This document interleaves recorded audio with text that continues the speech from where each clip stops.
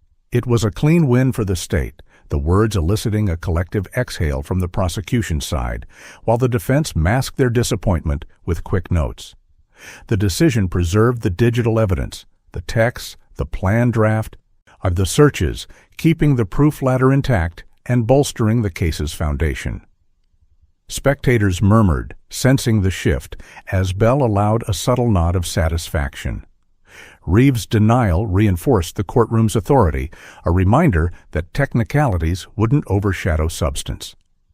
For the Serranos, it felt like a small victory, Elena's grip on the bench loosening slightly, the ruling a step toward the full light of truth emerging unhindered. Evans' reaction was immediate and telling. He let out a low laugh under his breath, a sound that cut through the room's hush like a discordant note, drawing sharp glances from the bench and gallery alike. His attorney, Janine Holt, leaned in close, hissing an urgent "stop" through clenched teeth, her face flushed with frustration at his lack of restraint. But Evan didn't heed her, his chuckle lingering just long enough to underscore his arrogance, as if the denial was amusing rather than damning. The judge's gaze hardened, but he proceeded without comment, the moment amplifying the tension. Whispers spread, spectators shaking their heads at the display, while Elena's eyes burned with renewed anger, seeing in that laugh the same disregard that had led to her husband's fate. It was a snapshot of Evan's mindset, unchastened and bold, turning the courtroom into a stage where his demeanor became unintended evidence against him. Prosecutor Bell seized the momentum, introducing a preview of intent evidence with measured drama. "We will show a draft titled Plan, recovered from the defendant's device, outlining the very steps taken that night." The words hung in the air, the gallery exhaling in unison, a wave of realization washing over the room as spectators leaned forward, eager for more. Bell described it briefly, bullet points on timing, clothing, silence, without revealing full details, teasing the premeditation that would unfold at trial. The defense objected mildly, but the judge allowed the reference, heightening the anticipation. For Maya, it was a chilling echo of the control she'd endured, her face paling as the implications sank in. The preview acted like a hook, drawing the audience deeper into the narrative. The plan, a tangible symbol of choices made with forethought, shifting the hearing from abstract arguments to the stark reality of actions documented in Evan's own words. Maya entered the courtroom accompanied by a victim advocate, her steps tentative under the weight of eyes upon her, deliberately avoiding any glance toward Evan as she took her seat near her mother. The advocate's hand on her arm offered quiet support, a buffer against the intensity of the space. Evan, however, watched her intently, his gaze lingering like a claim reasserted, viewing her not as a person, but as something returning to his orbit. The stare was subtle, but unmistakable, carrying the remnants of the control that had defined their relationship, making Maya shift uncomfortably. Whispers rippled through the gallery, sensing the undercurrent, while Elena placed a protective arm around her daughter, her presence a shield.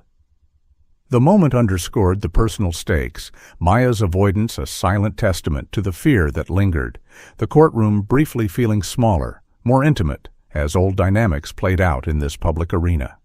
Judge Reeve noticed the dynamic and addressed it directly, his voice firm. "Any intimidation in this courtroom will be addressed immediately and severely."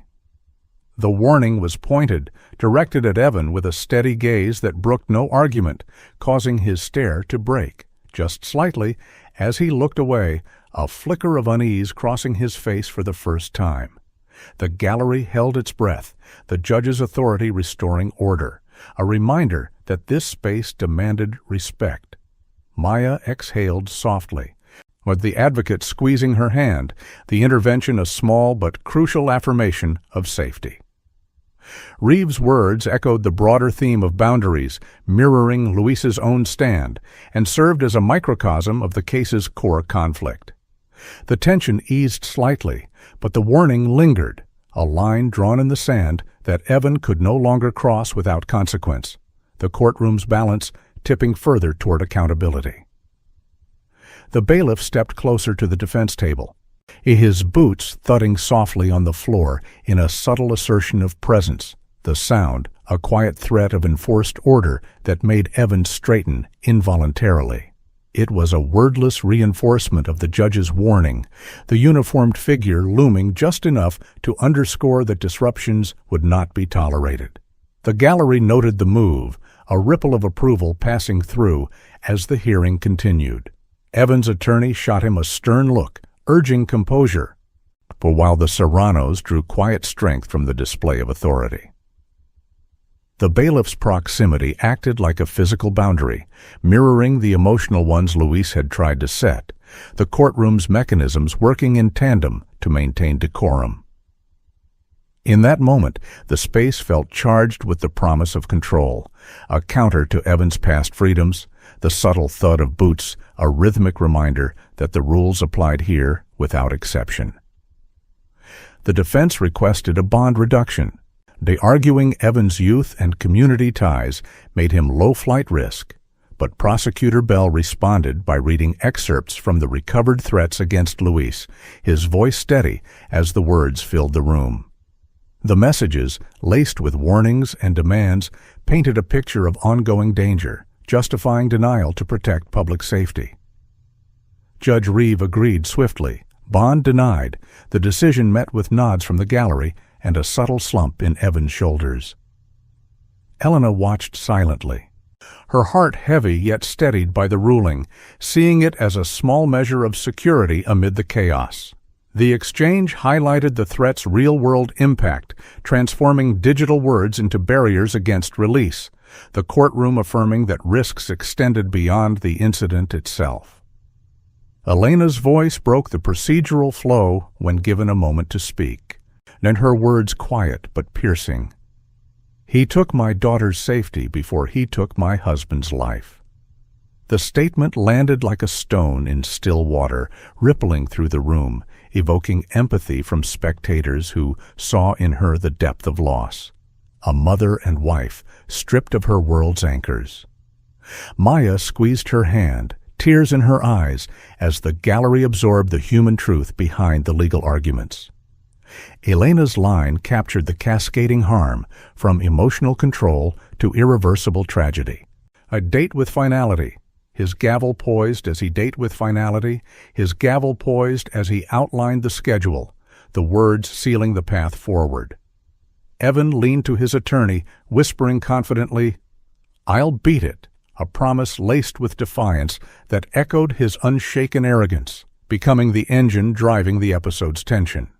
The whisper carried just far enough to be noted, a challenge to the mounting evidence, fueling the prosecution's resolve.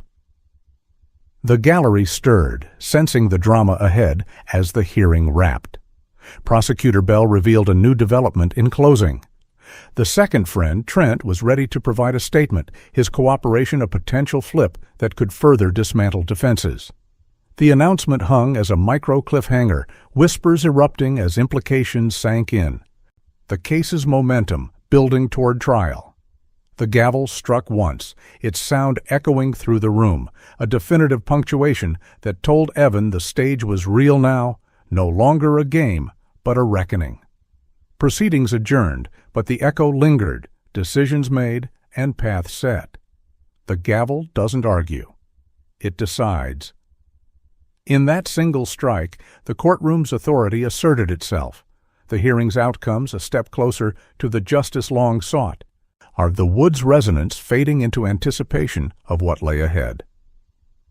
Detective Kira Vance returned to her cluttered desk at the station, the weight of the courtroom hearing still lingering like a shadow as she dove back into finalizing the investigation's timeline. Spread before her were maps, digital overlays, and stacks of reports, each piece a thread in the intricate web of that fateful night. She began with the minute-by-minute reconstruction, starting from Evan's recovered texts at 1:45 a.m., to coordinating the meetup, then tracing the group's path through phone pings that dotted the screen like crimson breadcrumbs. The doorbell footage timestamp at 2:13 a.m. anchored the core event, synced perfectly with the retreat pings heading to the drainage road. Vance cross-referenced neighbor statements, subtle noises, a car's low hum, locking in the sequence with unyielding precision. Visuals emerged in her mind, shadowed figures moving under streetlights, show the quiet suburb unaware of the disruption unfolding. Curiosity built as loose ends tied together, each correlation satisfying a puzzle solver's itch. But beneath it loomed the dread of the impending trial, where these details would face fierce scrutiny. The timeline wasn't just a document, it was a fortress, built to withstand any assault on the truth. Friend number 2, Trent Malloy, just 15 and already lawyered up, sat in the interview room with wide eyes, his mother insisting from the hallway that he come clean, her voice a mix of stern love and fear. Trent's attorney advised caution, but the weight of presented evidence, recovered messages naming him, pings placing him at the scene, cracked his initial silence. His mother, peering through the door's small window, nodded encouragement, her presence tipping the scales toward honesty. Trent began haltingly, admitting the group's late-night gathering, in how Evan had hyped it as a quick lesson in respect. But as details spilled out, satisfaction grew among the investigators. Trent's account matched Jordan's, corroborating the escalation inside the home. Vance noted his trembling hands, the boy's dread evident as he realized the consequences stretching ahead. Family pressure had become the unexpected leverage, turning reluctance into revelation, the room filling with the quiet satisfaction of pieces aligning, not yet shadowed by the trial's approaching storm. Trent's statement delved deeper, describing how Evan had rehearsed phrases days prior. "If he pushes back, we push harder," framing it as a scripted response rather than chaos. It wasn't impromptu, it was outlined, with roles assigned, Trent as lookout, Jordan handling distractions. Vance listened intently, her notes capturing the premeditated edges that transformed vague plans into a coordinated effort. Art for specifics, satisfaction blooming when for specifics, satisfaction blooming when details matched the recovered bat and tape. Yet dread crept in. Knowing this testimony would face cross-examination, Trent's youth a double-edged sword in court. The statement locked another layer, building the case's structure, each admission a brick in the wall, closing around Evan. On the emotional flow shifting from intrigue to the heavy anticipation of legal battles ahead. Search warrants extended to the group's homes yielded more. In Trent's backyard, investigators found remnants of burned clothing in a fire pit, melted zipper teeth, and partial fabric stripes that forensics later matched to the footage's hoodie descriptions. The dig was methodical, sifting ash under portable lights as neighbors watched curiously from fences. Purchase histories confirmed the brand, untying it back to Evan's circle through online orders. Vance oversaw the collection, satisfaction washing over her as lab tests identified synthetic fibers consistent with the torn scrap from the drainage site. It wasn't coincidence, it was cleanup, an attempt to erase traces that now stood as evidence of guilt. Dread mingled with the win, the burned remnants a stark reminder of how close they might have come to losing these clues. The trial's shadow lengthening as the box of proof tightened. I'd each find a nail in the narrative of concealment. Lab analysis on the stripe fibers provided definitive links. Spectrographic tests confirming the material's composition matched hoodies owned by the group, with wear patterns suggesting recent use. Experts explained the science simply. Dye lots, thread counts, all aligning with store records subpoenaed from local retailers. Vance reviewed the report, our curiosity satisfied by the precision, class characteristics narrowing to individual matches when combined with pings and statements. The fibers, once discarded, now wove into the timeline, corroborating the footage's blur of movement. Yet dread built, knowing defense would challenge the chain of custody, every detail a potential battleground. Satisfaction came from the stacking evidence, but the emotional undercurrent shifted to the looming courtroom, where these threads would be tested. The investigation's endgame drawing near as the box formed its unyielding sides. Shoe print experts delved into the mulch cast from the Serrano porch, comparing it to Evans' seized sneakers using overlays and 3D modeling. They detailed class characteristics, tread design common to the brand, then individual wear patterns, like unique scuffs from repeated use, creating a probabilistic match that strengthened with context. Vance attended the briefing, watching demonstrations on screens where prints aligned like puzzle pieces. Curiosity fueled questions about accuracy, satisfaction emerging from the expert's confidence, not absolute, but compelling when layered with timelines. Dread tempered it, anticipating cross-examination on margins of error, but the analysis locked the physical presence, turning a muddy impression into a silent accuser. The process built dread for the trial's intensity, yet offered satisfaction in the meticulous build, the case's foundation solidifying as experts prepared to testify, each match a step toward inescapable truth. Autopsy photos were handled with utmost restraint in preparatory meetings, the pathologist focusing on mechanics rather than visuals, explaining how impact patterns suggested repeated force, consistent with accounts of stomping or striking. The expert used diagrams to illustrate, avoiding graphic details while clarifying how such actions reduced chances of recovery.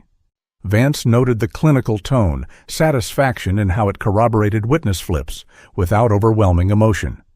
Curiosity about biomechanics was met with clear explanations. Force distribution, timing aligning with 2:13 a.m. Dread arose from the human element, Luis's final moments reconstructed in sterile terms, a reminder of the trial's emotional toll. The preparation ensured jurors would grasp the severity without distress, building the narrative of intent on the box's walls rising higher as medical truth reinforced the story. Prosecutor Bell prepped the jury story in strategy sessions, his voice steady. A father set a boundary. A boy saw it as disrespect. Harm followed. He wove motive, evidence, and timelines into a cohesive arc, emphasizing emotional beats without exaggeration. Vance contributed insights from interviews, satisfaction growing as the outline took shape, clear, compelling, designed to resonate. A curiosity about juror reactions led to mock presentations, refining delivery. Dread lingered, knowing defenses could twist narratives, but the prep built confidence, the case transforming from facts to a human tale. Bell's framework locked the prosecution's approach, satisfaction in its simplicity, yet dread of the courtroom's unpredictability, the box nearing completion as trial loomed.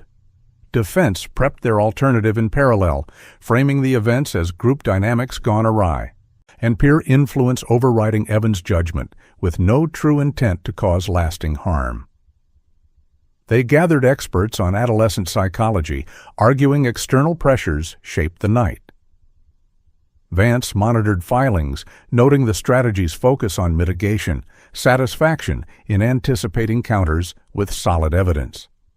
Curiosity about their angles sharpened prep, but dread built from the possibility of sympathy swaying jurors. The competing stories heightened tension. The investigation's end phase, a bridge to trial, where narratives would clash. Maya's therapy sessions were summarized ethically in reports, highlighting trauma bonding and fear responses, recognizing patterns of coercive influence as a form of relational harm. Experts noted how such dynamics conditioned silence, Maya's recovery a slow untangling of confusion. Vance reviewed with care, empathy rising for the girl's journey, satisfaction in how it bolstered her credibility as a witness. A curiosity about long-term effects deepened understanding, dread of her testimony's emotional cost evident. The summaries added depth, turning personal struggle into case strength, the box incorporating human layers. Elena filed for protective measures amid anonymous messages like, "Watch your words," traced to an associate of Evan's circle, heightening security concerns. Investigators linked them through IP addresses, satisfaction in the quick trace, but dread from the ongoing reach. Vance saw it as further evidence of influence, even from custody, the filings ensuring safety as trial neared. Detective Vance interpreted the messages as attempts to control from afar, Evan's network still active, consciousness of guilt by proxy. Tracing led to arrests of peripherals, satisfaction in closing loops, dread of broader implications. The incident reinforced the case's stakes, the box's lid tightening. Pretrial conferences saw Judge Reeve demand strict decorum, limiting cameras to maintain focus, though leaks spread online, stirring community buzz. Vance fielded media inquiries carefully, satisfaction in controlled narrative, dread of public sway. The story's reach amplified tension, trial dread building. Community reactions divided Briar Glen, vigils at the Serrano home with candles flickering in unity, schools observing silences for Luis, while some defended Evan as just a kid making a mistake. Vance noted the split. Curiosity about opinions fueling discussion prompts, satisfaction in support for justice, dread of bias. It seeded moral debates, the box complete yet tested by public sentiment. Prosecutor Bell secured sentencing eligibility through legal theories of extreme indifference, framing the actions as qualifying for severe penalties under jurisdiction rules. Satisfaction came from the memo's strength, dread from defense challenges, the path to closure narrowing. Defense announced Evan would testify, a high-risk move promising drama, the decision a micro cliffhanger stirring anticipation. Vance pondered strategies, curiosity piquing, satisfaction in potential slips, dread of sympathy plays. The evidence stacked like walls, Evan's space shrinking, the investigation finalizing with unyielding precision, dread of trial balanced by satisfaction in readiness. They didn't build a case, they built a cage. As details locked, the structure stood firm, containing the truth. On the looming trial, a test of its strength, curiosity, yielding to the inevitable clash ahead. The jury selection process unfolded in the Briar Glen courthouse like a quiet lottery of fates, ordinary citizens from all walks of life, teachers, mechanics, retirees, filing into the room without realizing they were about to shoulder the weight of a family's deepest sorrow. They answered questions about biases and hardships, some fidgeting nervously under the scrutiny of attorneys, unaware that by day's end they'd carry fragments of the Serrano family's grief home each night, replaying testimonies in their minds during sleepless hours. Prosecutor Marcus Bell watched intently, seeking fair minds open to evidence, while defense attorney Janine Holt probed for those sympathetic to youthful mistakes. The room buzzed with subdued energy, potential jurors dismissed for conflicts, others seated with a sense of reluctant duty. As the panel solidified, 12 faces reflected the community's diversity, their expressions a mix of curiosity and unease, stepping into a story that would test their notions of justice and mercy. The process dragged through the morning, building an invisible bond between strangers, now tasked with deciding a young life, the air thick with the unspoken burden they had yet to fully grasp. With the jury sworn in, Prosecutor Bell rose for his opening statement, his voice a calm anchor in the tense room, and ends in irreversible harm. He and ends in irreversible harm. He repeated Luis Serrano's name like a solemn drumbeat. Luis the father, Luis the protector, Luis the man who opened his door one night and never woke again, humanizing him beyond the charges. Bell outlined the evidence ahead, digital trails of planning, witnesses to the coordination, on physical traces of the confrontation. He painted Evan not as a monster, but as a boy whose need to dominate escalated into tragedy, urging the jury to see the deliberate steps that shattered a home. The words flowed with emotional precision, stirring empathy for the Serranos without overt drama, leaving the jurors leaning forward, their faces etched with growing anticipation. Bell's delivery was a narrative thread, weaving facts into a tapestry of accountability, in setting the stage for the proof to unfold. Defense attorney Holt countered with a measured plea, her tone laced with compassion as she emphasized Evan's age. Evan Rourke is 15, a child still navigating the storms of adolescence, she declared, the word child wielded like a shield, repeated to evoke images of vulnerability rather than culpability. She framed the events as a tragic chain of bad decisions influenced by peers and an unformed mind, not deliberate malice. Holt spoke of brain science, of impulsivity overriding judgment, painting a picture of a boy swept up in circumstances beyond his control, deserving of rehabilitation over punishment. The jury listened, some nodding subtly, as she highlighted his unstable background and prior leniencies as cries for help ignored. It was a weaponized narrative, turning youth into the central defense, stirring empathy amid the facts, challenging the prosecution's portrayal with a story of potential redemption. The opening hung in the air, a contrast that divided the room, curiosity building as jurors weighed the competing visions of the same night. Bell reframed Luis Serrano in his rebuttal touches, portraying him not as a confrontational figure, but as a devoted parent simply enforcing boundaries in the sanctuary of his own home. Luis wasn't seeking a fight, Bell explained, his voice steady. He was a father answering his door at 2 a.m., expecting perhaps a neighbor in need, not an invasion meant to silence him. He described Luis's life, the early shifts at the garage, the quiet evenings with his family, the protective love that led him to intervene in Maya's troubled relationship. The jury absorbed it, faces softening with empathy, seeing Luis as relatable, his doorway a symbol of everyday safety, violated. Bell's words evoked the normalcy shattered, building rage subtly against the intrusion, while underscoring that parental care shouldn't invite such a response. It was a humanizing stroke, shifting focus from abstract charges to the man lost, the courtroom's atmosphere thickening with the emotional undercurrent of a boundary crossed and a life forever altered. Elena Serrano took the stand as the first witness, her posture straight, but her voice trembling slightly as she recounted the night that upended her world. She described waking to unfamiliar noises, descending the stairs to find Luis collapsed in the entryway, on his breathing labored and his eyes unfocused. "I shook him, called his name, but I couldn't wake him," she said, her words breaking on that final phrase, a sob escaping despite her composure. The courtroom held its collective breath, jurors leaning in, some dabbing at eyes, the raw pain palpable in the hushed space. Elena continued, detailing the frantic 911 call, the arrival of help, her hands stained with the reality of the moment. Bell guided her gently, drawing out the family's warmth before the tragedy, amplifying empathy.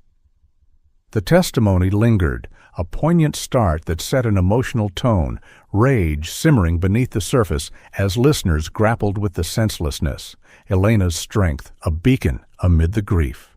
The EMT who responded to the scene followed, his testimony clinical, yet laced with the urgency of that night, describing the severe trauma evident in Luis's condition.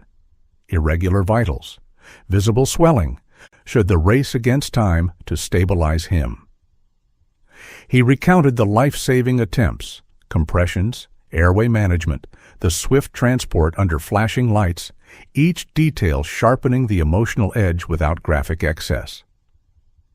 Jurors shifted uncomfortably, the facts hitting like quiet blows, evoking the chaos of those critical minutes where every second counted. Bell prompted for specifics on the injury's severity, the EMT's measured responses, building a picture of harm that demanded accountability. On defense cross-examined lightly, probing response times, but the witness held firm, his account unshakable.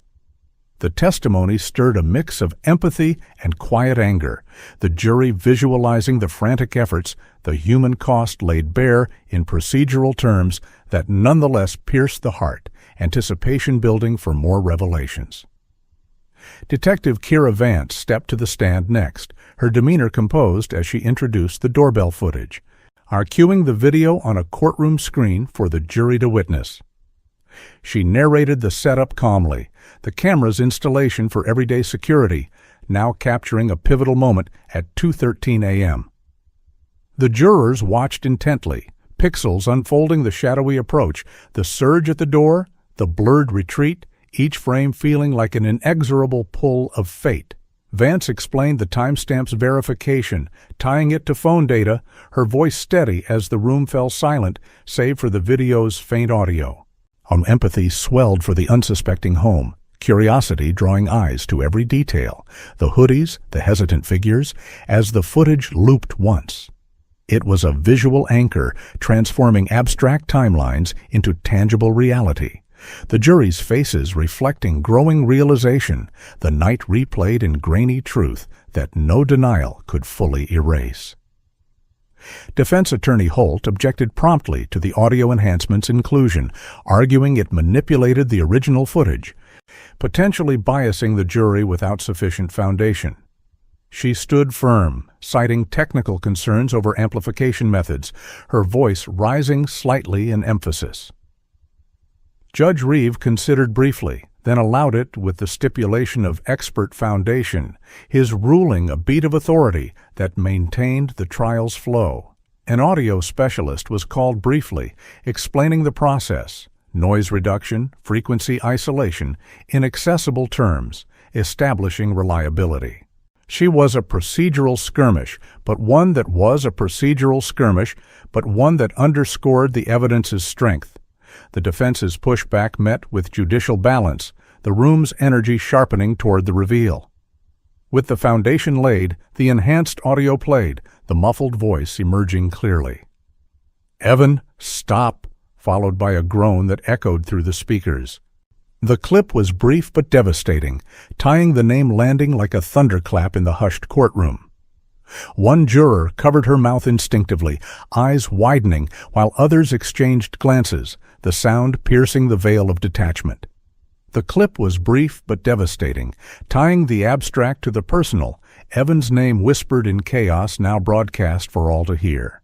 Bell paused the playback, letting it resonate, the jury's faces a mosaic of shock and dawning anger. The moment stirred rage subtly, the plea a human cry amid the violence, an empathy surging for Luis's final struggle. Defense downplayed it in cross, suggesting audio ambiguity, but the impact lingered, the name a hook embedding deeper, curiosity piquing about what followed. Evan's reaction to the audio was a casual half-shrug, as if the evidence's existence was merely irritating, a minor annoyance rather than a damning link. He leaned back slightly, expression dismissive, drawing sharp intakes of breath from the gallery and jury alike. She'd averted her eyes, the shrug a reminder of averted her eyes, the shrug a reminder of the control she'd escaped. Bell noted it for later emphasis, the gesture fueling the emotional undercurrent, jurors whispering among themselves during a brief pause. It was a small act, but it amplified the divide, anger spiking as spectators grappled with the disconnect. Of the broken door chain and splintered frame, emphasizing how the damage suggested forced entry rather than an invited altercation. He described the selective chaos, scattered keys, overturned lamp, pointing to intent over accident, his narrative weaving the scene into a story of invasion. Jurors examined the images closely, faces intent. Empathy grew for the home's breach. Rage. Empathy grew for the home's breach. Rage at the audacity, the evidence a bridge from digital to tangible, anticipation mounting for digital layers ahead. The presentation was methodical, each photo a step in the proof, the courtroom absorbing the weight of a threshold crossed without mercy. A neighbor took the stand next, her voice steady as she recounted hearing a thud like bodies colliding, followed by hurried footsteps fading into the night and spotting a car slipping away without headlights. She described peering from her window, the scene unfolding in shadows, her account simple yet compelling, aligning with footage timestamps.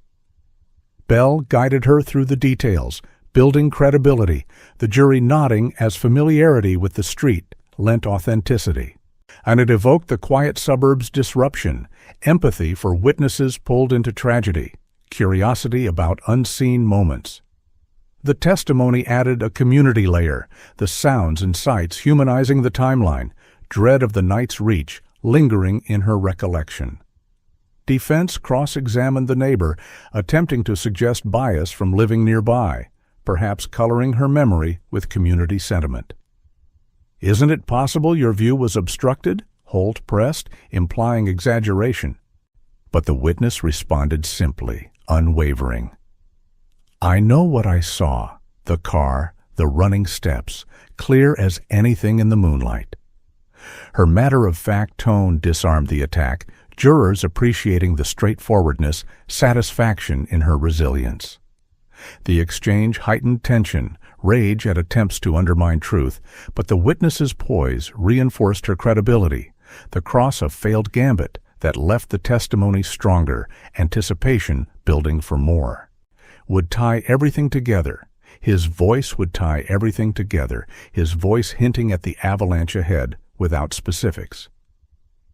The jury leaned forward visibly, eyes alight with curiosity, the promise stirring whispers as they imagined the web of data.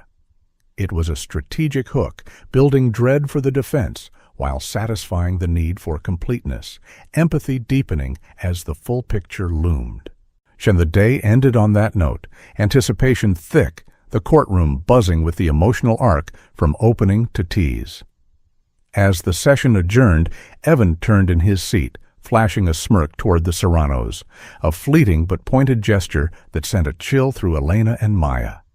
The bailiff stepped between them swiftly, his presence a barrier, diffusing the moment with authoritative calm. The gallery murmured, rage flickering at the audacity, the act a reminder of unyielding arrogance. But Judge Reeve issued a warning on the record. "One more disruption, Mr. Rourke, and you'll be removed from these proceedings."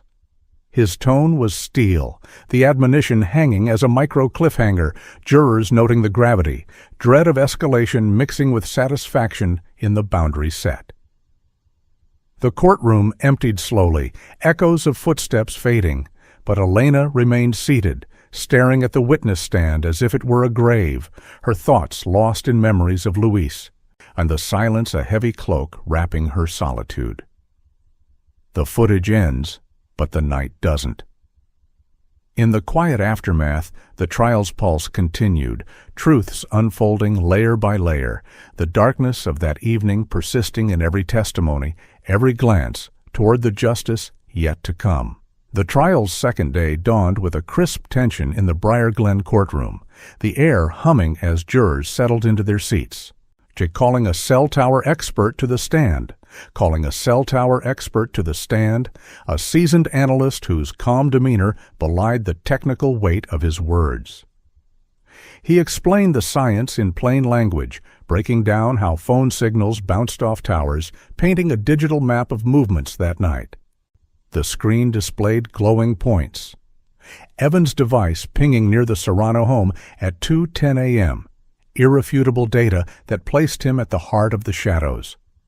Jurors leaned forward, absorbing the explanation, their initial curiosity giving way to a simmering rage as the expert tied it to the doorbell timestamp. It wasn't abstract tech. It was a betrayal of alibis, the signals whispering of presence where denial had claimed absence. Bell guided the testimony smoothly, letting the facts build like a rising tide, the room's energy shifting as disbelief mounted. How could someone so young orchestrate such deception? The expert's clarity cut through any fog, leaving the jury with a clear picture of opportunity seized in the dead of night, the evidence stacking inexorably toward truth. Defense attorney Janine Holt rose for cross-examination, her questions sharp and probing, attacking the accuracy of tower data with pointed examples of potential errors, overlapping signals, environmental interference that could skew locations by blocks. She pressed the expert on limitations, suggesting the pings were too broad to pinpoint exact spots, her tone insistent as she aimed to plant seeds of doubt in the jurors' minds. The expert conceded the margins calmly, acknowledging that tower data alone wasn't GPS precise, but then anchored his testimony with corroborations, multiple towers confirming the pattern, synced with geofence alerts and witness accounts. He explained how the movement arcs matched the footage's timeline, turning potential weaknesses into strengthened layers. Jurors watched the exchange intently, some nodding as the expert held firm, satisfaction creeping in amid the tension. Holt's efforts stirred a brief unease, but the redirect from Bell reinforced the data's reliability. Our rage flickering as the defense's grasp at uncertainty highlighted the evidence's robustness. The cross became a battle of precision, the expert's poise leaving the jury with clarity rather than confusion, the digital trail enduring as a pillar of the case. Next, a digital forensic analyst took the stand, her expertise shining through as she detailed the painstaking process of recovering deleted chats from Evan's device, peeling back layers of resets like digital archaeology. Screens displayed the unearthed messages, threats laced with control, plans sketched in casual shorthand that now read like blueprints of intent. Jurors' eyes widened at the raw words, empathy surging for Maya as the analyst read excerpts aloud, her voice steady, but infused with the gravity of revelation. The recovery wasn't magic. It was method, accessing cloud remnants, metadata ghosts that refused to vanish. Rage built quietly in the room, or the texts exposing a mindset of dominance that had escalated to harm, disbelief giving way to cold clarity about the premeditation. Bell prompted for details on deletion timestamps, aligning them with the night's aftermath, the analyst's explanations satisfying the jury's curiosity while underscoring evasion. The testimony transformed the phone from gadget to confessor, its secrets spilling forth, the courtroom absorbing the weight of words that Evan had tried to bury, each recovered line a step closer to accountability. The draft note titled Plan was projected for all to see, its bullet points chilling in their simplicity. Timings for the meetup, instructions on hoods, and silence, a stark outline that mirrored the night's events. Bell had the analyst walk through its recovery, emphasizing how it sat unsent in Evan's app, a digital confession of forethought. Jurors gasped softly, their faces paling as the list unfolded. Arrive 2 a.m. No talking. Make it quick. Each item tying back to footage and pings. Rage spiked in the gallery, the casual brutality of the notes clashing with claims of impulsivity, satisfaction emerging as the analyst confirmed authenticity through metadata. Defense objected to its inflammatory nature, but Judge Reeve allowed it, the document hanging like a shadow over the room. Curiosity peaked among jurors, some scribbling notes. As Bell connected it to the overall narrative, the plan, a linchpin exposing calculation. It stirred disbelief at the audacity, the draft a window into a mind that scripted harm, the evidence montage building momentum, each revelation tightening the case's grip. That rage intensified as Bell highlighted how the plan buckled the defense's framing of Evan as an impulsive kid swept up in the moment, the written details screaming deliberation that no brain science could dismiss. The analyst detailed the file's creation time, days before the incident, with edits showing refinement, additions like "bring backup" that aligned with friend statements. Jurors shifted uncomfortably, empathy for Luis deepening as the premeditation sank in. The notes, a betrayal of trust in a quiet neighborhood. Satisfaction came from the irrefutable link, the digital artifact standing firm against cross-examination attempts to question recovery methods. Holt pressed on potential tampering, but the expert's walkthrough of safeguards hash values, chain of custody, left no room for doubt. The moment evoked grim clarity, rage at the entitlement that planned such an intrusion, the jury's faces reflecting the emotional pivot, the evidence overwhelming narratives of accident, building toward a justice that felt increasingly inevitable. Bell read a line from the draft aloud. "Make him feel it," his voice measured, letting the words sit heavy in the silence, and the implication landing like a quiet storm. Evan stared at the ceiling, avoiding the jury's gazes, his detachment only fueling the room's undercurrent of anger. The phrase echoed the injury patterns, tying intent to outcome, jurors murmuring softly as connections formed in their minds. Empathy swelled for the Serrano family, the cold instruction a stark contrast to Luis's protective warmth, satisfaction in how it exposed the heart of the motive. The gallery tensed, made some shaking heads in disbelief as Bell paused for effect, the line a distillation of dominance that no defense spin could soften. It stirred rage at the calculated cruelty, the words hanging as a testament to choices made, the trial's emotional arc sharpening, anticipation building for the pathologist's insights to follow. The pathologist followed seamlessly, her testimony focused on the mechanics of the injuries, patterns of repeated impacts that spoke to duration and force, and explained through diagrams rather than images to maintain restraint. She clarified how such actions affected vital areas, reducing chances of recovery even with prompt care, her voice clinical yet compassionate. Jurors listened intently, curiosity satisfied by the breakdowns of biomechanics, rage simmering as she tied it to the timeline. Survivability hinged on stopping sooner, but the assault pressed on. Bell guided her to emphasize consistency with witness accounts of escalation. Are the expert's words building a bridge from evidence to consequence? Defense cross-examined on alternative causes, but she held firm, her expertise unyielding. The testimony evoked heavy empathy, the jury grappling with the human toll, satisfaction in the scientific reinforcement, dread of the night's finality lingering as the montage continued.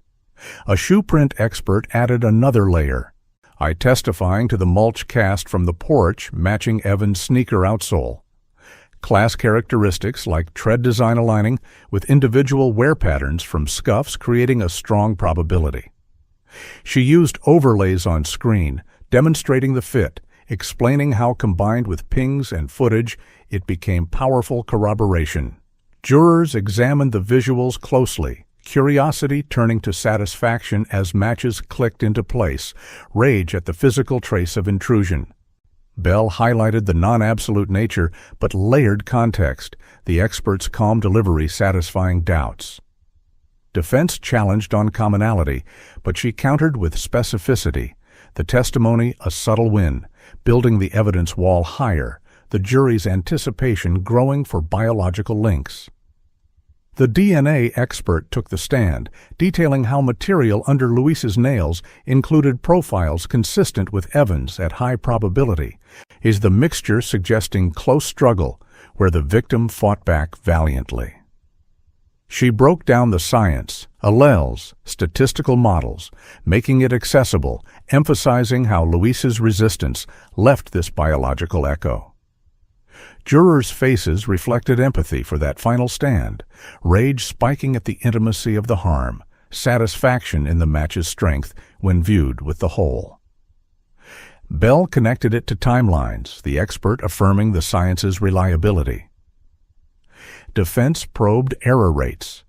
But redirects solidified it, the testimony a cornerstone, disbelief yielding to clarity about the confrontation's reality. Friend Jordan Pike testified next, his voice shaking as he took the oath, the 16-year-old's nerves evident in trembling hands clasped tightly. He described the group's gathering, how Evan kept going despite pleas, labeling Luis weak in heated whispers amid the chaos. The courtroom hushed, jurors absorbing the betrayal, empathy for Jordan's regret mixing with rage at the details. Evan's refusal to stop, the night spiraling from scare to severity. Bell prompted gently for specifics, Jordan's words aligning with evidence, satisfaction building as consistency emerged. The boy's eyes darted, voice cracking on admissions, stirring a complex emotional swirl, the testimony humanizing the accomplices while damning the leader, anticipation heightening for the next witness. Evan reacted visibly, our whispering liar under his breath, the words slipping out as Jordan spoke, drawing a sharp glare from Judge Reeve, the room locking into tense authority. The judge's eyes bored into Evan, a silent command restoring order, but the slip fueled rage among jurors, seeing unfiltered denial. Bell noted it for closing, the moment a gift to the prosecution, satisfaction in the unintended reveal. The gallery murmured, the interruption amplifying the testimony's impact, our dread of further disruptions hanging as proceedings continued. Friend Trent Malloy followed, his testimony delving into Evan's fixation on disrespect, how the plan to teach Luis stemmed from perceived slights, detailing rehearsals, and the night's unraveling. Trent's voice steadied as he spoke, aligning with Jordan's account, satisfaction growing in the corroboration. Jurors leaned in, curiosity about dynamics turning to rage at the entitlement, empathy for the coerced friends. Bell connected it to digital trails, the narrative cohesive, the witnesses' flips a turning point. Defense Cross aimed to paint them as self-serving, suggesting deals for lighter treatment, but Bell's redirect highlighted independent corroboration, records, pings, searches, bolstering credibility. Satisfaction reigned as attacks faltered, the jury seeing through, rage at attempts to discredit truth, the montage peaking in evidential strength. Maya's testimony was the emotional core, her voice soft but resolute as she described the fear woven into her relationship, Evan's threats, and how he warned, "Your dad can't save you," after Luis's intervention. The courtroom shifted, empathy overwhelming as she recounted isolation tactics, tears glistening but held back. Jurors' faces softened, rage at the manipulation spiking, satisfaction in her bravery. Bell guided tenderly, the words a counter to Evan's narrative, the story unavoidable now. The courtroom's atmosphere transformed, even some of Evan's supporters averting eyes, the cumulative evidence making denial untenable, satisfaction in the shift palpable. The montage closed with weighty silence, the jury absorbing the avalanche, emotional arcs converging toward clarity. After adjournment, defense confirmed Evan would testify tomorrow, a high-stakes decision stirring dread and anticipation, the announcement a micro-cliffhanger promising confrontation.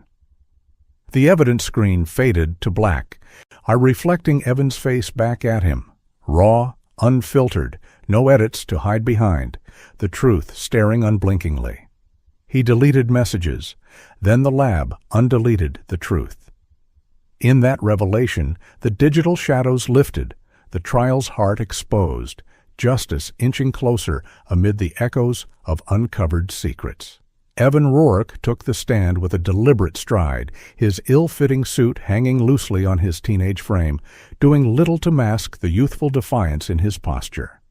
He settled into the witness chair, scanning the jury box like they were an audience gathered for his latest performance, his eyes lingering on each face as if gauging applause rather than judgment. The courtroom fell into a hushed anticipation, the air thick with the weight of expectations, as defense attorney Janine Holt began her direct examination. She guided him gently through his background, painting a picture of a boy from an unstable home, where inconsistent parenting and early losses had left him grappling with anger and a desperate need to fit in. Evan nodded along, his voice steady as he described feeling like an outsider, turning to friends for the family he lacked, his words laced with just enough vulnerability to stir sympathy. The jury listened intently, some faces softening at the narrative of a troubled youth, curiosity building about how this led to the night in question, yet an undercurrent of skepticism lingered. Are the previous day's evidence whispering doubts about this version of events? Holt's questions flowed sympathetically, aiming to humanize him, but Evan's casual demeanor hinted at the arrogance simmering beneath, the room sensing the tightrope he walked between remorse and revelation. Evan claimed the visit to the Serrano home was innocent, just a late-night attempt to talk things out with Maya after being blocked, his voice carrying a rehearsed calm as he insisted there was no intent for conflict. He described knocking on the door, Luis answering aggressively, charging at him like a threat that forced self-defense. It was a classic reversal, painting himself as the cornered victim, caught off guard in a situation that spiraled. The jury shifted slightly, disbelief flickering in their expressions as this account clashed with the footage and pings they'd seen, curiosity turning to scrutiny. Evan elaborated with details, Luis's raised voice the sudden push that aimed to justify his actions, but his tone lacked the tremor of true regret, coming across more like a story polished for effect. Holt nodded encouragingly, steering him back to his unstable past as the root of poor choices. But the narrative felt thin against the evidence montage, anger beginning to brew in the gallery as spectators recalled Elena's raw grief. The testimony hung there, a bid for empathy that instead highlighted inconsistencies, the courtroom's tension mounting as cross-examination loomed, promising to test the facade. Prosecutor Marcus Bell approached the cross-examination with a deceptively soft touch, starting with simple confirmations that Evan couldn't deny. Being blocked by Luis that evening, feeling angry about the interference, texting friends late into the night, and his phone's movements tracing toward the Serrano neighborhood around 2 a.m. Evan agreed to each fact with casual nods, his guard lowered by the straightforward questions, unwittingly laying the groundwork for what followed. Bell's voice remained even, building rapport like a conversation rather than an interrogation, the jury watching closely as small admissions accumulated. Disbelief stirred among them, seeing how these basics aligned with the damning timeline, curiosity piquing about where this led. Evan leaned back slightly, confident in his responses, but the room sensed the trap forming, anger simmering as the prosecutor wove the web tighter. It was a masterful setup, each yes a thread binding him, the courtroom's hush amplifying the subtle shift from ease to entrapment, the emotional flow edging toward confrontation as Bell prepared to spring the deeper probes. Bell laid the trap with precision, projecting the planned draft from Evan's phone onto the screen, its bullet points glaring in black and white, and asked if that mirrored Evan's writing style, short, direct, like his other messages. Evan denied it quickly, shaking his head with a dismissive wave, insisting it didn't sound like him at all. But Bell followed up smoothly, confirming it was indeed from his device, recovered post-reset, watching as Evan's face tightened. The jury leaned in, sensing the inconsistency, disbelief morphing into focused attention as the lie began to form in the air. Evan paused, his eyes darting briefly, the room thick with anticipation, anger bubbling at the evasion. Bell's calm persistence highlighted the absurdity, the draft's details too personal to be coincidence, the cross a slow unraveling that exposed the cracks in his story. Spectators exchanged glances, the emotional undercurrent shifting, grim clarity dawning that this wasn't impulse, but something scripted, the testimony turning against him in real time. Bell pressed the point with incisive calm. So, you're saying someone else accessed your phone, wrote this detailed plan matching the night's events, and left it there after you tried to reset everything? The question hung like a spotlight, Evan hesitating visibly, his paws stretching as the jury felt the weight of the forming deception. Faces in the box hardened, disbelief giving way to anger at the transparent attempt to deflect, the room's energy crackling with the realization of cornered evasion. Evan stammered a vague response, but the damage was done, the lie's outline clear in his hesitation, grim clarity settling as spectators saw through the facade. Bell didn't rush, letting the silence amplify the slip, the cross-examination, a mirror reflecting back Evan's own words against him. The Serrano family watched intently, Elena's gaze steady, the moment a pivotal turn where sympathy eroded, the emotional arc sharpening toward accountability as the trap snapped shut. Evan tried to pivot with charm, flashing a half-smile as he shrugged. "People twist stuff all the time, you know. It's not what it looks like." His tone aimed for relatable nonchalance, like explaining a misunderstanding to friends, but the jury's expressions turned skeptical, disbelief deepening into frustration at the casual dismissal. Bell responded with unyielding timestamps, edits to the draft days before, synced with threatening texts to Maya, letting the math dismantle the facade, a charm evaporating under the cold logic of facts. Anger rippled through the gallery, grim clarity emerging as Evan's deflections rang hollow against the evidence, the room sensing the entitlement that refused to yield.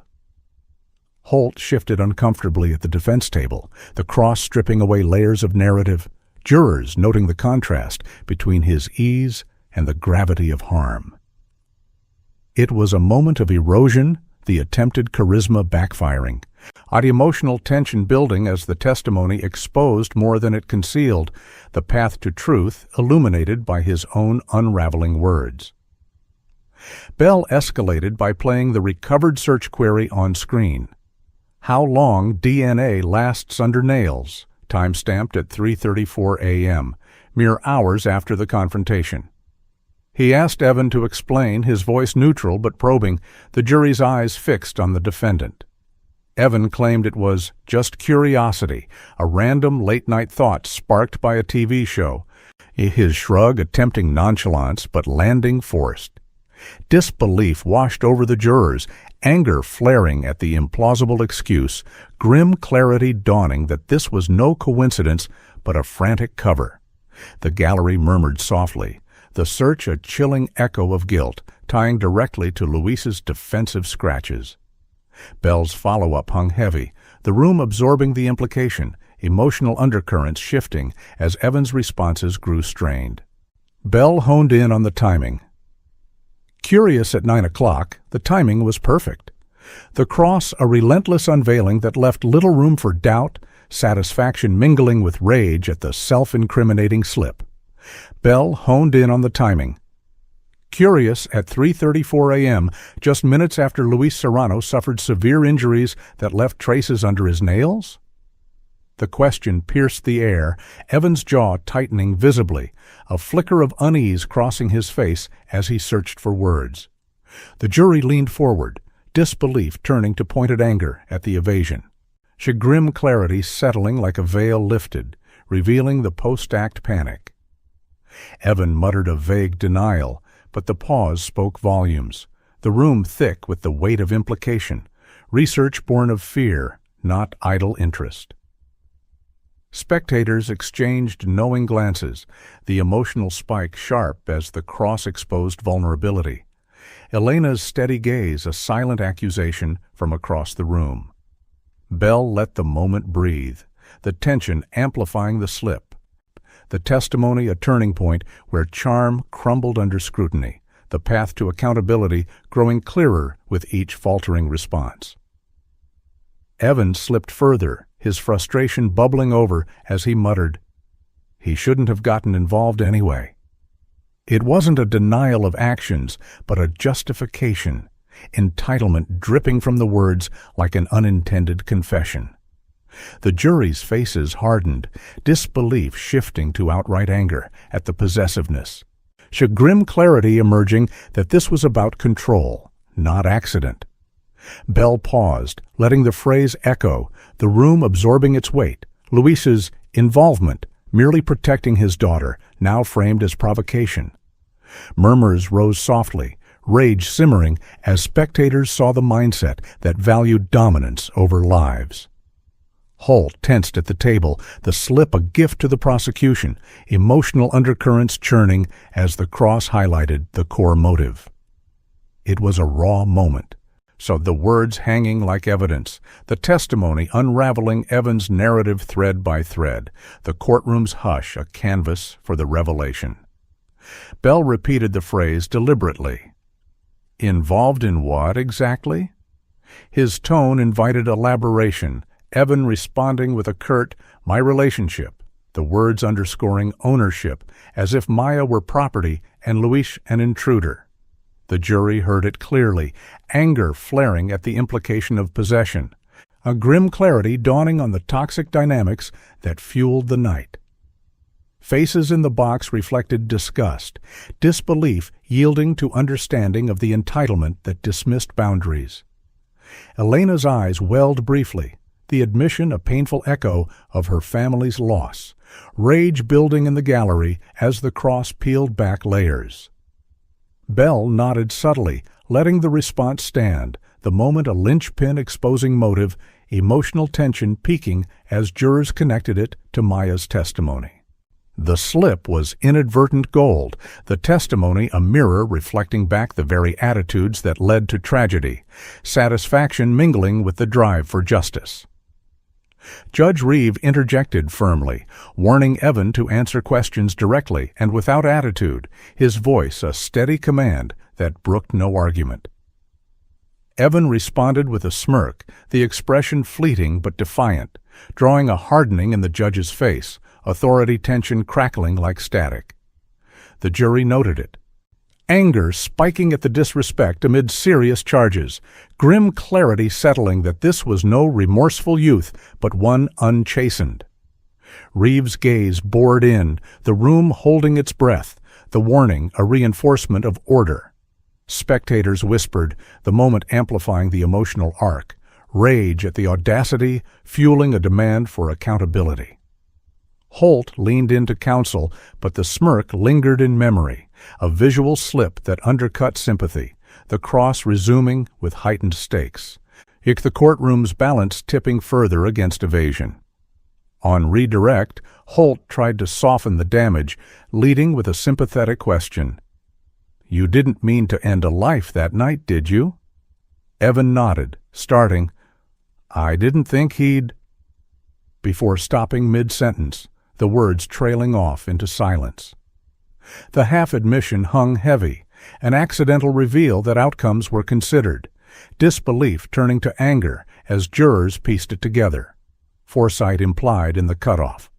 Grim clarity washed over the room, the slip a window into calculation, rage building at the incomplete confession. Belle objected mildly for leading, but the damage was done, the phrase echoing like an echo of guilt. Holt pivoted quickly, but the jury's expressions shifted. Satisfaction in the unintended truth, emotional undercurrents churning toward resolution. The hanging half-sentence became a focal point, Belle choosing not to belabor, but letting it resonate. To the jury sensing the weight of what was left unsaid, an acknowledgment that harm was anticipated, if not intended. Anger flared at the implication, grim clarity emerging that this was no blind impulse, but a risk taken knowingly. Spectators murmured, the moment a crescendo in the cross, Evans' redirect faltering under its shadow. Holt rapped hastily, but the admission lingered, a crack in the defense's armor, emotional tension peaking as the testimony neared its end. "Again," the words glaring on screen, tying the two together. "He won't talk again," the words glaring on screen, tying the two together. "He won't talk again," the words glaring on screen, tying the two together. "He won't talk again," the words glaring on screen, tying the two together. "He won't talk again," the words glaring on screen, tying the two together. "He won't talk again," the words glaring on screen, tying the two together. "He won't talk again," the words glaring on screen, tying the two together. "He won't talk again," the words glaring on screen, tying the two together. "He won't talk again," the words glaring on screen, tying the two together. "He won't talk again," the words glaring on screen, tying the two together. "He won't talk again," the words glaring on screen, tying the two together.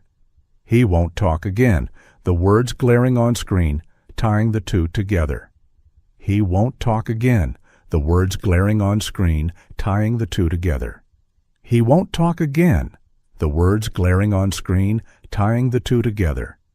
"He won't talk again," the words glaring on screen, tying the two together. He won't talk again, the words glaring on screen, tying the two together. He won't talk again, the words glaring on screen, tying the two together. He won't talk again, the words glaring on screen, tying the two together. He won't talk again, the words glaring on screen, tying the two together. He won't talk again, the words glaring on screen, tying the two together. He won't talk again, the words glaring on screen, tying the two together. He won't talk again, the words glaring on screen, tying the two together. He won't talk again, the words glaring on screen, tying the two together. He won't talk again, the words glaring on screen, tying the two together. He won't talk again, the words glaring on screen, tying the two together. He won't talk again, the words glaring on screen, tying the two together. He won't talk again, the words glaring on screen, tying the two together. He won't talk again, the words glaring on screen, tying the two together. He won't talk again, the words glaring on screen, tying the two together. He won't talk again, the words glaring on screen, tying the two together. He won't talk again, the words glaring on screen, tying the two together. He won't talk again, the words glaring on again, the words glaring on screen, tying intent to action. Evan stammered a denial, but the jury's faces reflected grim clarity, anger at the entitlement, the evidence sealing the narrative. Satisfaction settled in the room, the cross a triumph of revelation, emotional arcs converging toward truth.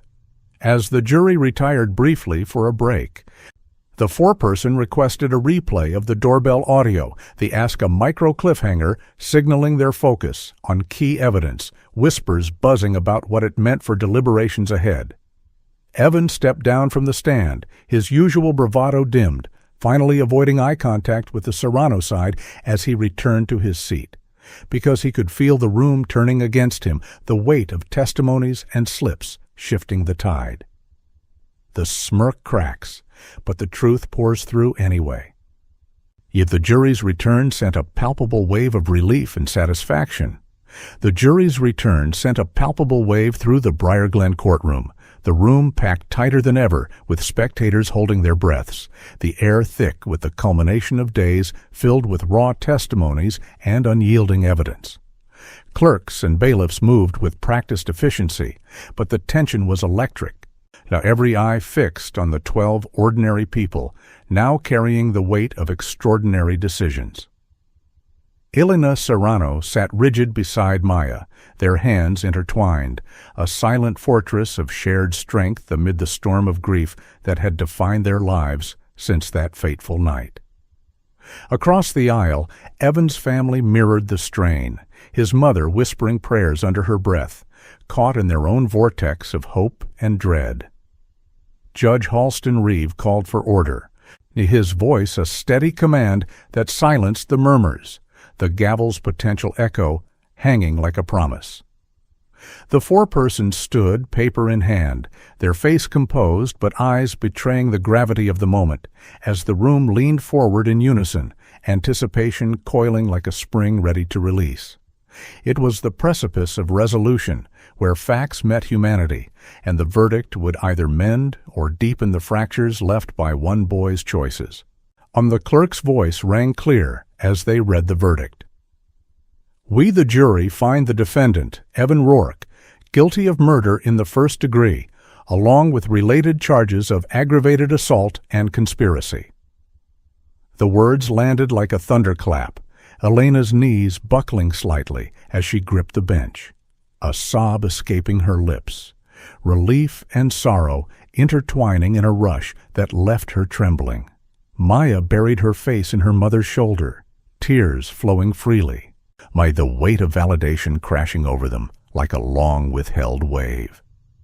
The gallery erupted in hushed gasps and whispers, some nodding in grim satisfaction, others shaking heads in stunned silence, the divide of opinions now bridged by the jury's unanimous call. Evan sat still, his reaction muted, A single blink, then a look of annoyance flickering across his face, as if the jury had personally failed him, denying the untouchability he'd clung to. Judge Reeve thanked the jurors, his tone measured. As the room absorbed the shift from uncertainty to finality, the guilty pronouncement a turning point that promised closure, yet stirred the heavy undercurrents of grief still to be navigated. Evan's minimal response rippled through the courtroom, his annoyed glance drawing sharp intakes of breath from those who'd followed the trial's emotional peaks, rage simmering at the apparent lack of remorse even in defeat. His attorney placed a hand on his shoulder, whispering urgently, but Evan's expression remained detached, as if the verdict were a minor setback rather than a life-altering decree. The Serranos, in contrast, clung to each other, Elena's tears a quiet release of the pent-up anguish that had sustained her through testimonies and revelations. Spectators murmured about the boy's stoicism, some seeing it as shock, others as the same arrogance that had defined his testimony, the moment evoking a complex swirl of emotions, satisfaction in accountability, but yet a lingering dread of what sentencing might bring. The judge maintained order, but the air hummed with the verdict's impact, a collective exhale that carried both relief and the somber reality of a family forever altered, the path to healing now open but strewn with the remnants of loss. Judge Reeve set the sentencing hearing for the following week, his words crisp as he denied any post-verdict bond, ordering Evan remanded immediately to custody. Bailiffs approached Evan, cuffs in hand, ready to enforce the law.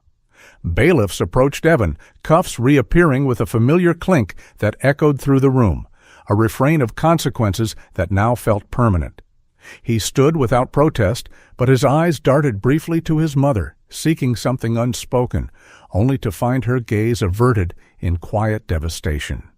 The Serranos watched in silence, Maya's breathing steadying as the reality sank in.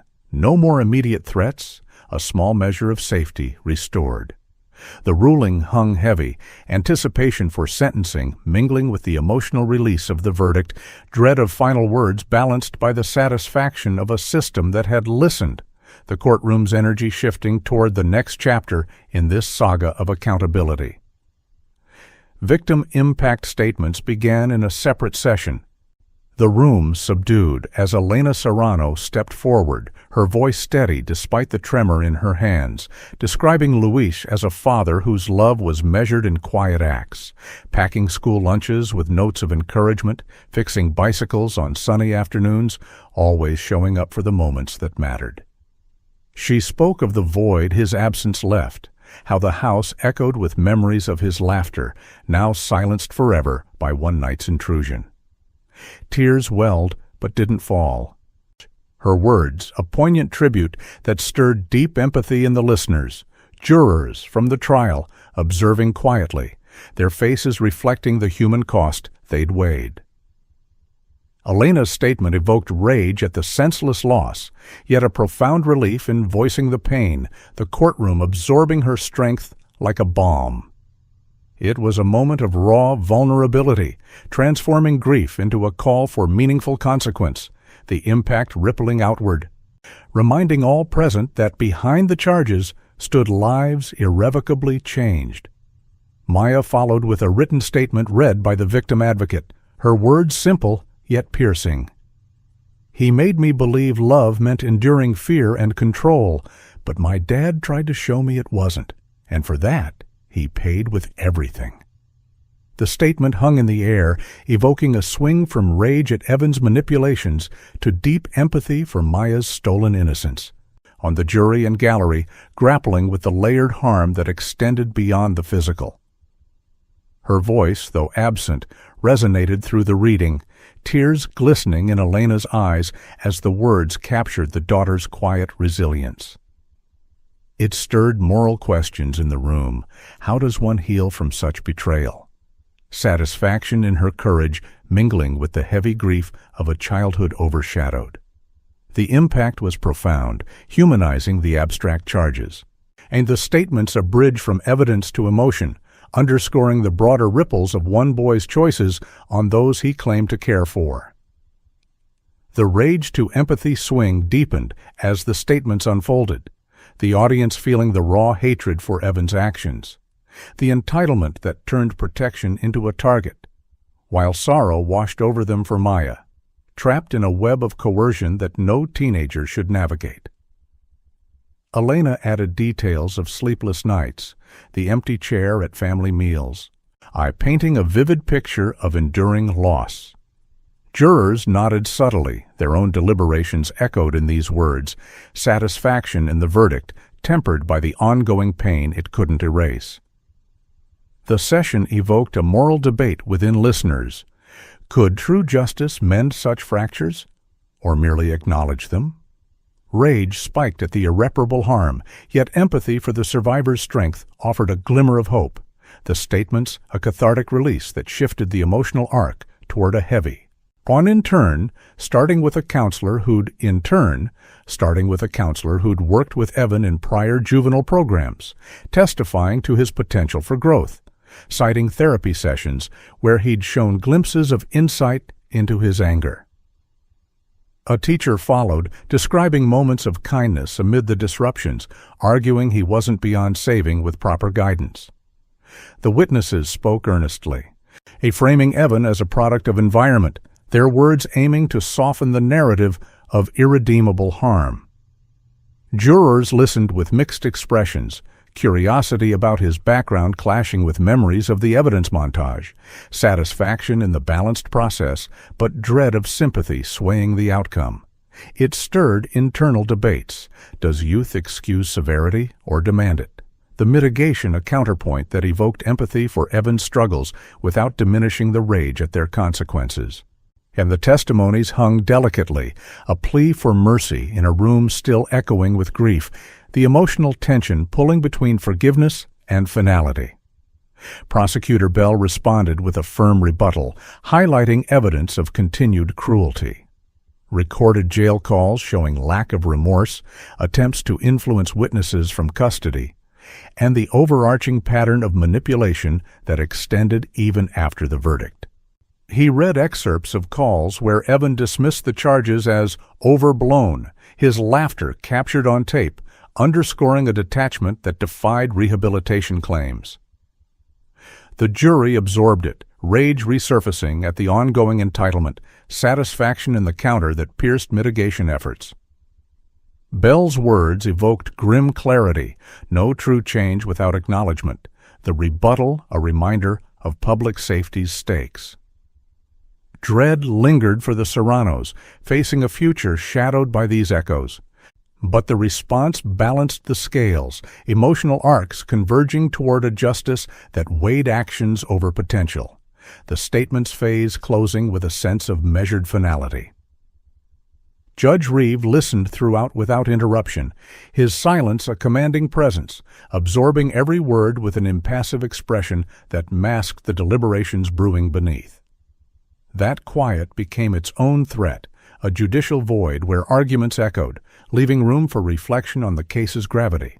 Our jurors noted his attentiveness, satisfaction in the fair process, yet dread of the sentence he alone would impose. The lack of interjections heightened tension, the room sensing his internal weighing of youth against brutality, empathy against evidence. It stirred moral contemplation. What sentence honors both loss and law? The judge's poise a anchor amid emotional swells, his eventual words anticipated like a verdict's echo, the phase building toward the hearing's climax. Our community reactions outside the courthouse mirrored the divide inside. Some protested for leniency, chanting, "He's just a kid," their signs a plea for second chances, while others gathered in solidarity with the Serranos, holding photos of Luis and calling for full accountability. Discussions buzzed online and in local spots, voices clashing over age versus actions, stirring broader debates on justice's fairness. Would you forgive based on youth, or demand the scales balance the harm? The split evoked curiosity about societal views, satisfaction in the dialogue it sparked, yet dread of polarization affecting healing. It seeded reflection, rage for those minimizing the loss, clashing with empathy for reform advocates. The community's pulse, a microcosm of the trial's moral heart, underscoring that verdicts ripple far beyond courtroom walls. Prosecutor Bell filed a sentencing memo seeking the maximum under guidelines, on arguing for a life term given the premeditation and lack of remorse, framing it as essential for protection and deterrence. The document was thorough, citing precedents and the case's severity, satisfaction in its strength, balancing dread of defense counters. Holt responded with a plea for a term of years with parole eligibility, emphasizing rehabilitation potential.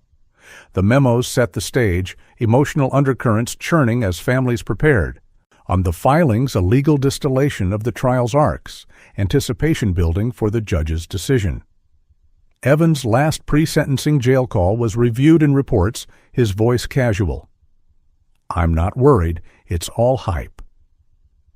Laughter punctuated the words, a final echo of arrogance that stirred rage among investigators, grim clarity on his unchanging mindset. The call became exhibit material, satisfaction in its capture, dread of its implications for future risk. Or it evoked moral questions. Was true justice possible without regret? The recording a capstone to the impact phase, emotional tension peaking towards sentencing. Elena visited Luis's grave the evening before, the cemetery quiet under twilight skies, where she knelt and whispered, "Tomorrow I'll speak for you, my love. Hold me strong." The words were a quiet vow, empathy swelling in the solitude, satisfaction in her enduring resolve amid grief. It stirred reflection on loss's permanence, a rage at the cause tempered by her poise, the moment a poignant bridge to the hearing, dread and hope intertwining as dawn approached. The judge signaled an unusual step. He would address Evan directly at sentencing, a personal touch that heightened anticipation, whispers buzzing about what words might come. Dread mingled with curiosity, the announcement a micro cliffhanger promising depth, the emotional arc edging toward closure. The night before sentencing stretched long, with the courthouse standing empty under streetlights. But the consequences echoed louder than any crowd, the silence a canvas for reflections on justice's path, anticipation building like a gathering storm. The verdict had landed, and the room exhaled grief, a collective release that carried both the weight of loss and the promise of reckoning, the chapter closing on deliberations but opening toward final words. The verdict lands, and the room exhales grief. In that breath, emotions converged. The trial's heart exposed, paving the way for sentences that would echo long after the gavel's fall. The sentencing morning broke over Briar Glen with a heavy gray sky, clouds hanging low like a shroud over the courthouse steps, where a small crowd gathered in quiet vigil, their faces etched with the town's divided soul. Elena Serrano arrived early, her steps measured and deliberate, clutching a worn work glove that had belonged to Luis, a talisman of his steady hands, of the ones that had fixed cars and mended hearts, now a silent companion in her pocket. She smoothed her dress, drawing a deep breath to steady the storm within, her eyes reflecting a mix of exhaustion and unyielding resolve. Maya walked beside her, head held high despite the shadows under her eyes, the two women linked arm in arm, a united front against the final chapter of their ordeal. Inside, the courtroom filled slowly, the wood benches creaking under the weight of families, reporters, and locals who'd followed every twist, the air thick with anticipation that bordered on dread. Judge Halston Reeve would soon deliver words that could never fully heal, but might at least affirm that some boundaries, once crossed, demanded a lasting response. Elena touched the glove again, whispering a silent prayer for strength as the clock ticked toward the moment when justice would speak its final piece. Evan entered the courtroom in standard jail attire. A scanned the room first for the cameras, a habitual glance seeking the spotlight, before his eyes settled on his family, their faces pale and drawn in the harsh fluorescent light. His mother offered a weak smile, tears already brimming, while his father stared at the floor, the weight of disappointment etched deep. Evan sat at the defense table, posture straight but eyes distant, as if mentally rehearsing lines for one last performance. The gallery murmured softly, noting the absence of his trademark smirk, replaced by a neutral mask that hinted at the reality sinking in. Yet beneath it, a flicker of that old arrogance lingered, as if he still believed youth or charm might bend the outcome. The room's energy shifted with his presence, anticipation building like a slow-burning fuse. On the Serranos, avoiding his gaze, focused instead on the bench where authority would soon render its verdict. Judge Reeves summarized the legal standards with grave precision, his voice resonating through the hushed space, outlining how youth would be considered alongside the brutality of the acts, the premeditation evident in every recovered message and coordinated step. He referenced the evidence stack, digital trails, witness accounts, the unyielding pings that placed Evan at the center of the intrusion, balancing them against mitigation, pleas for rehabilitation. The words were measured, a judicial weighing that acknowledged Evan's age as a factor, not an absolution, emphasizing public safety and the irreversible harm inflicted. Jurors from the trial observed from the back, their faces reflecting the deliberations they'd endured, satisfaction in seeing the process extend to this final phase. The summary evoked a sense of fairness, yet stirred dread in the defense camp, Holt shifting papers nervously as Reeves' tone hinted at a leaning toward severity. For the Serranos, it was a quiet affirmation, the judge's words a bridge from chaos to order, the courtroom absorbing the gravity like a collective breath held in waiting. Defense attorney Holt delivered her final plea with earnest passion, her voice steady as she urged the court to see Evan as redeemable, a 15-year-old whose brain was still wiring itself, deserving a chance to grow beyond this tragic mistake.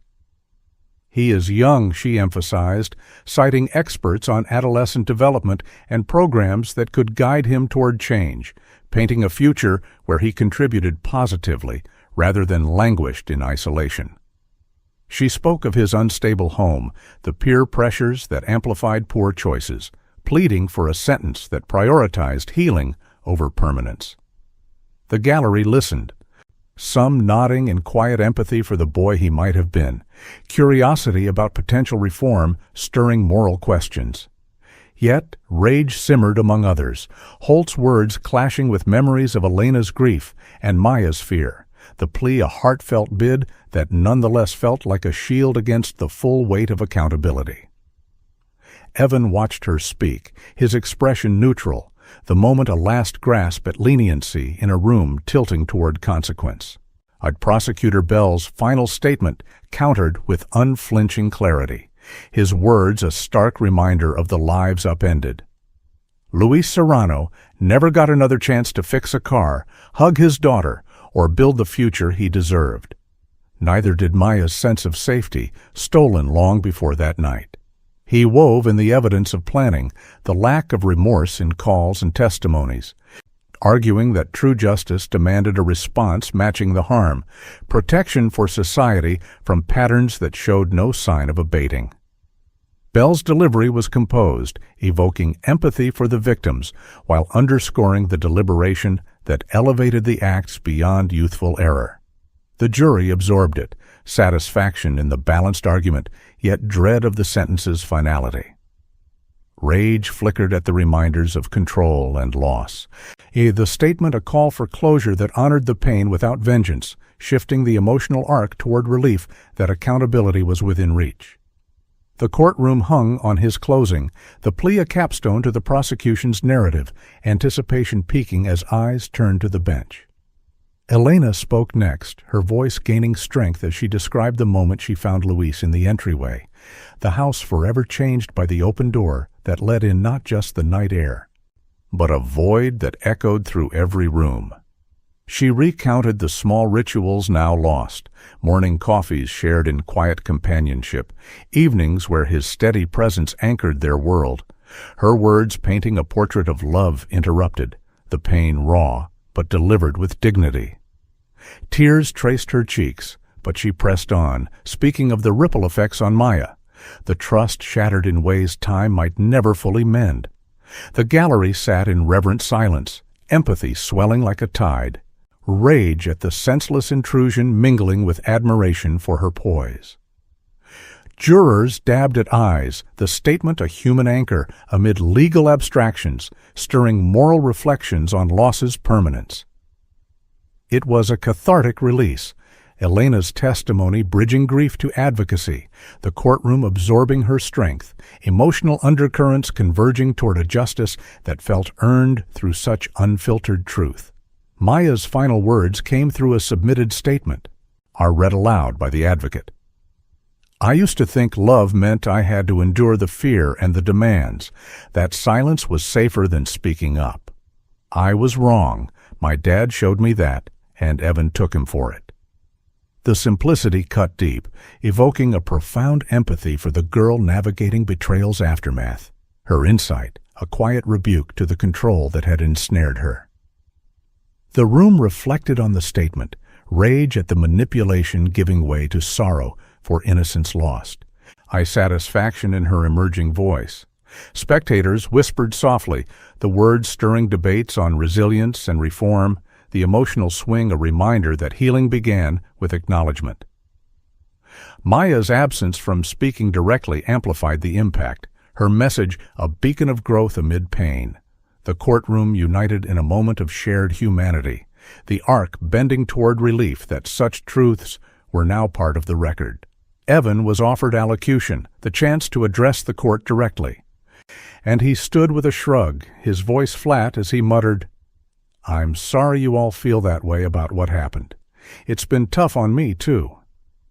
The words centered his own discomfort, a self-focused apology that skimmed the surface without touching remorse, drawing sharp breaths from the gallery and a tightening in Elena's jaw.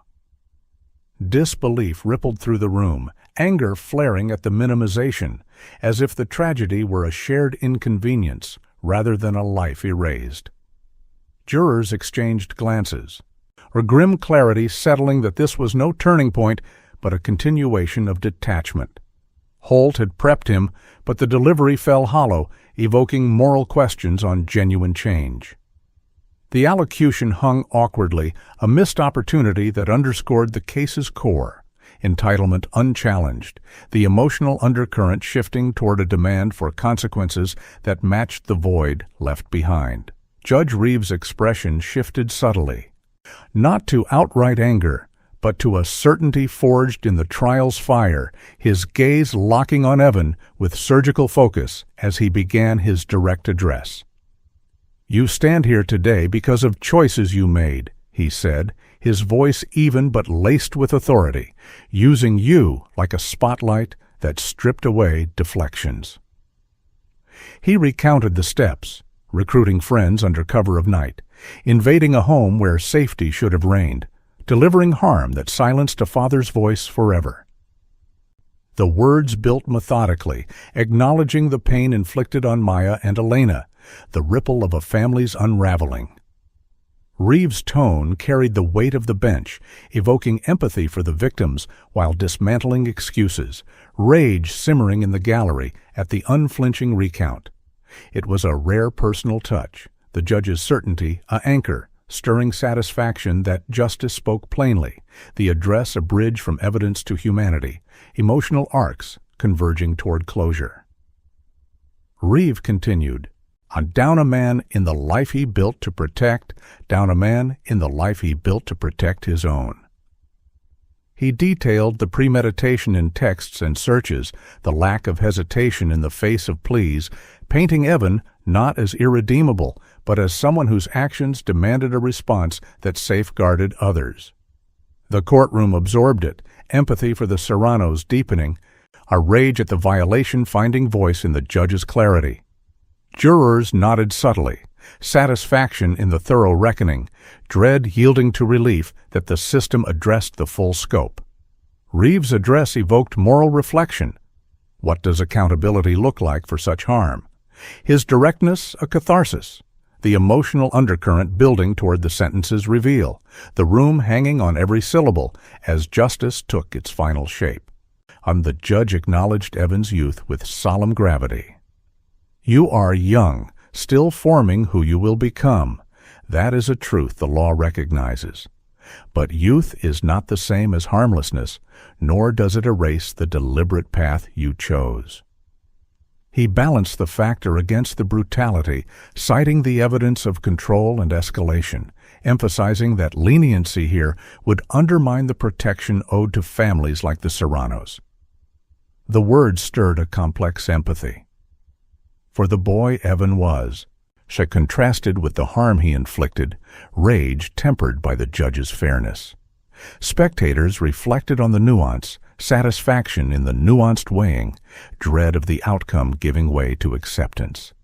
It evoked questions on redemption's limits, the acknowledgement a pivotal moment that honored all sides, emotional arcs finding equilibrium as the sentence loomed, the courtroom's hush a testament to the address's impact. Then the authority line dropped, clean and resounding. "Prison is your forever home." Reeves' voice carried it with finality, the words echoing through the room like a gavel strike, a poetic justice that framed the life sentence as a permanent boundary matching the one Evan had shattered. The gallery exhaled sharply, Elena closing her eyes in quiet relief, the pronouncement a validation of their pain. It stirred satisfaction amid the heaviness, rage finding outlet in the decree, the sentence structured under jurisdiction rules. Life with distant parole eligibility, but functionally enduring given the facts. Reeve explained it briefly, emphasizing deterrence and safety, the line a memorable capstone that resonated long after, emotional undercurrents cresting toward closure, the courtroom absorbing the weight of permanence. The sentence was imposed with formal precision. Life imprisonment, the terms outlined in Reeves' steady voice, are framing it as the honest response to planning, harm, and unrepentance. Elena nodded faintly, a tear tracing her cheek, the words a seal on the chapter of seeking justice, though the void of loss remained. Maya squeezed her mother's hand, the family finding a fragile peace in the finality, satisfaction that their voices had been heard. The gallery reacted in waves, some with somber nods, others with quiet sobs, the divide healing slightly in the shared gravity. It evoked moral satisfaction. The sentence a balance struck, emotional relief washing over the room as the arc resolved, dread of the future tempered by the affirmation that some acts demanded enduring consequence.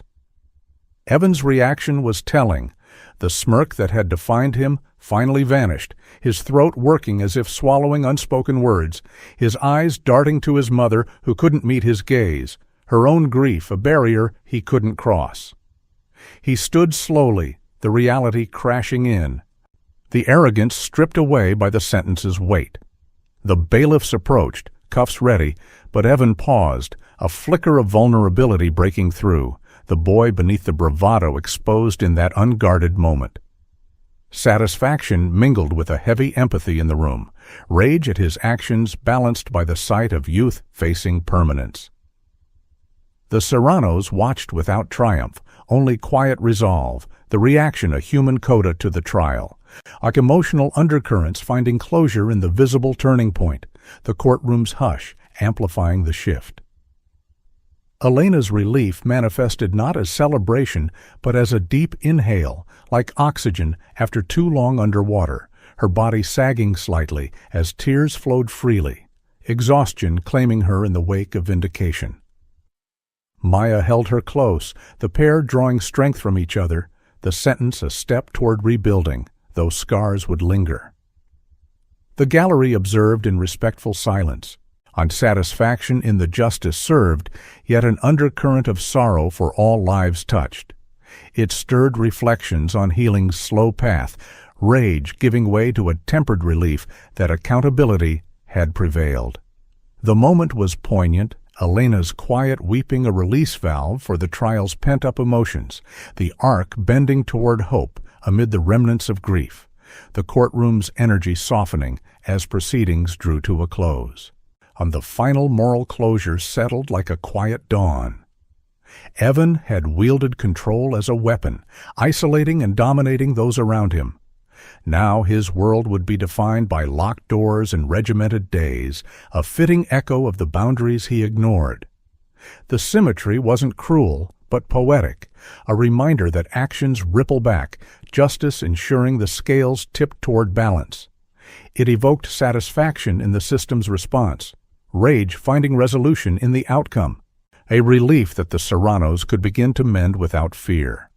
The narrative underlined accountability's power, stirring thoughts on prevention and growth, the closure a gentle capstone to the saga. Emotional arcs converging in a moment of earned peace, the courtroom's hush a canvas for quiet reflection on lives forever changed. Stories like this remind us that justice always finds its way. If you believe in accountability, subscribe now and share your thoughts below. It was justice really served? Life for a 15-year-old, or was it the only honest answer to what he did?